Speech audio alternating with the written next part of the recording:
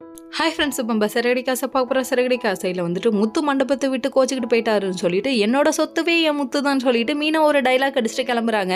இங்கே வந்து பார்த்தா இவர் பாரில் உட்காந்துருக்காரு. எங்கே இருக்காருன்னு அடம் பிடிச்சி கேட்டுட்டு கடைசியில் பாரில் வந்து இவங்களும் உட்காந்துட்டாங்கன்னா பார்த்துக்கோங்க. உட்காந்து ஊன்னு ஒப்பாரி வைக்கிறாங்க.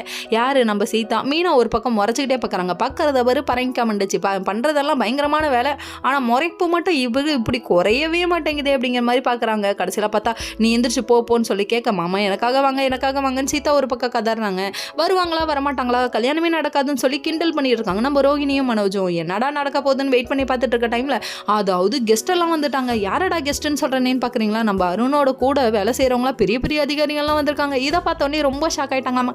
இவங்கெல்லாம் நடக்காத கல்யாணத்துக்கு யாரா நாதஸ்வரம் வசிக்கிறதுன்னு கேட்டுட்டு இருக்க டைம்ல அந்த டைம் பார்த்து வந்து இறங்கிட்டாங்க. யாருன்னு பாக்குறீங்களா, அதாவது நம்ம சீதாவை கூட்டிட்டு மீனாவை கூட்டிட்டு நம்ம முத்து வந்துட்டாரு. தள்ளாடிக்கிட்டு வரதை பார்த்தோன்னே ரொம்ப ஃபீல் பண்ண ஆரம்பிச்சிட்டாங்க. என்னடா அது ஒரு மாதிரி இருக்கேன்னு பார்க்குறீங்களா, நான் கல்யாணத்துக்கு ஒத்துக்கலங்க, ஆனால் என் சீதாவுக்காக நான் எல்லாத்தையும் அட்ஜஸ்ட் பண்ணிக்கிறேன்னு சொல்லிட்டாங்க. கடைசியில் சீதாவுக்கு எப்படியோ கல்யாணம் நடந்துருச்சுன்னா ஆனால் பாதிக்கப்பட போகிறது யாருது, நம்ம மீனாவும் முத்துவும் தான் பிரிய போகிறாங்க. இதெல்லாம் தேவையா கோபாலு, உன்னோட ஆசை விருப்பத்துக்காக இப்படி எல்லாத்தையும் சேர்த்து வச்சு செஞ்சுட்டியே அப்படிங்கிற மாதிரி ஆயிடுச்சு.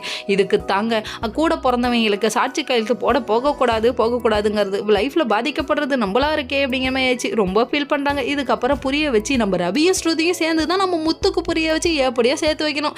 சரி, இது என்ன நடக்குதுன்னு வெயிட் பண்ணி தான் பார்ப்போமே அப்படிங்கிற மாதிரி ஆச்சு. நம்ம முத்து ஒரே போடா போட்டாரு, நம்ம மீனாவை இனிமேட்டுக்கு என் வீட்டு பக்கம் வந்துடாத அப்படின்ட்டாங்க. டே உனக்கு வேற வேலையே இல்லை, ஏன்டா இந்த அலும்பு பண்ற அப்படிங்கிற மாதிரி இருக்கு. ஓகே ஃப்ரெண்ட்ஸ், நெக்ஸ்ட் வீடியோல